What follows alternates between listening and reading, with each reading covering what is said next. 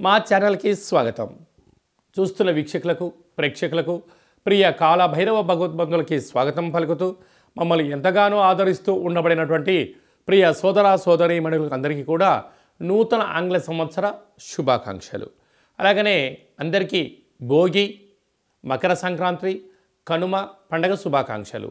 1/1/2025 నుండి 15/1/2025 వరకు పుట్టినటువంటి వారందరికీ కూడా ముందస్తుగా జన్మదిన శుభాకాంక్షలు. అలాగనే గతంలో ఏదైతే ఒక కార్యక్రమాలు ప్రారంభిస్తున్న వారందరికీ కూడా సంపూర్ణమైనటువంటి వార్షికోత్సవ శుభాకాంక్షలు. కనుక నూతన ఆంగ్ల సంవత్సరంలో 2025లో అందరికీ శుభాన్ని, జయాన్ని, ఐశ్వర్యాన్ని, ఆనందాన్ని ప్రసాదించాలని, ఎవరైతే ఏ వృత్తులు అయితే చేస్తున్నారో వారందరికీ కూడా అష్టకష్టాలన్నీ తొలగిపోయి అష్టైశ్వర్య ప్రాప్తి కలిగించాలని మనసారా కాళభైరస్వామిని కోరుకుంటూ అందరికీ ఆశీర్వచనం.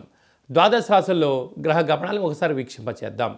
వృషభ రాశిలో దేవగురు బృహస్పతి సంచార స్థితి, కర్కాటక రాశిలో కుజ భగవానుడు సంచార స్థితి, కన్యరాశిలో కేతు భగవానుడు సంచార స్థితి, ధనుసు రాశిలో రవి బుధ సంచార స్థితి, బుధాదిత్య రాజయోగము.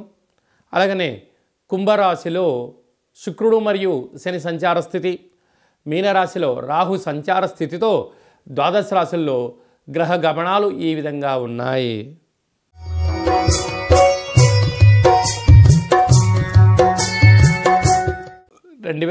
సంవత్సరానికి స్వాగతం పలుకుతూ అలాగనే జనవరి మాసంలో మీనరాశి వారికి ఎలా ఉండబోతుందో ఈ వీడియోలో సవివరంగా సంపూర్ణంగా తెలుసుకుందాం.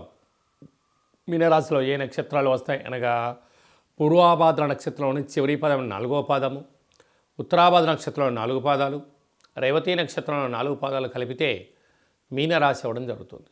చాలామందికి పుట్టినటువంటి కాల సమయంలో డేటా బర్త్లు లేనటువంటి కారణం వలన పేరు యొక్క మొదటి అక్షరాన్ని అనుసరిస్తూ ఆ రాశిని తెలుసుకొని ప్రయత్నం చేద్దాం. ది, దుమ్, షం, జా, ధ, దే, దో, చా, చి అక్షరాల వారందరూ కూడా మీనరాశి జాతకులే. మీనరాశి యొక్క అధిపతి దేవగురు బృహస్పతి.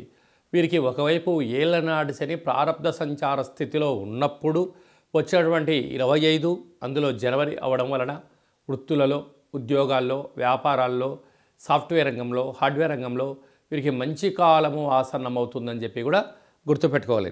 తృతీయంలో గురువు ఉండడం వలన తల్లిదండ్రుల మాట, గురువుల మాట, మీ క్షేమాన్ని ఎవరైతే కోరుకుంటారో లేకుంటే మీరు ఎవరి క్షేమాన్ని కోరుకుంటారో వారి సలహా సూచన అవసరం అని చెప్పి కూడా గుర్తుపెట్టుకోగలరు. సంతాన స్థానంలో కుజుడు ఉండడంగా నూతనంగా వివాహమైనటువంటి వారికి పుత్ర, పుత్రిక, సంతాన యోగము, పిల్లల యొక్క చదువులు, అభివృద్ధి, కెరియరు, విదేశాలకు పంపించాలని మీ కోరిక కూడా నెరవేరబోతుంది. సప్తమంలో కేతు సంచార స్థితి ఉండడం వలన ప్రేమికుల మధ్య సయోధ్య, భార్యాభర్తల అన్యోన్యత, ఒక ప్రణాళికాబద్ధమైన జీవితాన్ని ఏర్పాటు చేసుకోవడం వలన రాబోయే కాలం అంతా మంచి కాలమే అని చెప్పి గుర్తుపెట్టుకోగలగాలి. అలాగనే రాజ్యస్థానంలో బుధాదిత్య రాజయోగం ఉండడం వలన ప్రభుత్వ ఉద్యోగ ప్రయత్నం చేసేవారికి మంచి కాలము, ప్రమోషన్సు, ట్రాన్స్ఫర్లు, ప్రైవేటు అధికారులతో ఉండబడే భాగస్వామ్య వ్యాపారాలు, పెట్టుబడులు ఆకర్షణీయంగా మీ జీవితం కాబోతుందని చెప్పి కూడా గుర్తుపెట్టుకోవాలి. ప్రభుత్వం నుంచి రావాల్సినటువంటి గతంలో ఉండబడిన బకాయిలు కానీ, తల్లిదండ్రుల ఉద్యోగాలు కానీ మీకు వచ్చే అవకాశాలు చాలా అధికంగా ఉన్నాయి. వ్యయంలో శుక్రుడు శని సంచార స్థితి ఉండడం వలన యంత్రాలతో, ఆయుధాలతో, డబ్బులతో అపహాస్యం పనికిరాదు. మీ జన్మ నక్షత్రం రోజున, అష్టమి తిథి యందున, పూర్ణిమ అమావాస్య తిథులు యందున దూరవాయు జల ప్రయాణాలు పెట్టుకోవద్దు. ఇక్కడ వాహన ప్రమాదాలు, అనవసర ఖర్చులు పొంచి ఉన్నాయి. తస్మాత్ జాగ్రత్త. ఈ వీడియో మీరు చూస్తున్నారు అన్నట్లయితే కాళభైరస్వామికి ఆశీస్సులు మీపైన ఉన్నది అనిగా భావించగలగాలి. అలాగనే కాళభైరస్వామి స్మరణ, ధ్యానము, దీపము, ముడుపు కట్టే సమయం ఆసన్నమైందని చెప్పి గుర్తుపెట్టుకోగలాలి. స్వామివారి సేవ చేయడం వలన నరదృష్టి, యంత్ర, మంత్ర, తంత్ర, తాంత్రికపరమైన దోషాలు తొలగిపోతాయని చెప్పి కూడా తమరు గమనించగలగాలి. కనుక మీనరాశి వారికి అంతా మంచి కలుగుతుందని చెప్పి కూడా గమనించాలి. 1వ తారీఖు నుండి 15వ తారీఖు వరకు ముఖ్యమైనటువంటి పండుగల గురించి క్లుప్తంగా, సవివరంగా, సంపూర్ణంగా తెలుసుకుందాం. 1వ తారీఖున బుధవారము, నూతన ఆంగ్ల సంవత్సర ప్రారంభము, అద్భుతమైన యోగదాయకమైనటువంటి కాలము. కనుక ఆ రోజు వీలైనంత వరకు ప్రశాంత వాతావరణాన్ని ఏర్పాటు చేసుకొని ఆధ్యాత్మిక చింతనలో ఉండగలిగినట్లయితే సంవత్సరాంతము కూడా నూతన వస్త్రాలు, బంగారు ఆభరణాలు, విందులు, వినోదాలు, ఆధ్యాత్మిక యాత్రలో స్వాగతం పలకడానికి అవకాశం ఉంటుందని చెప్పి ఎంతో గమనించాలి.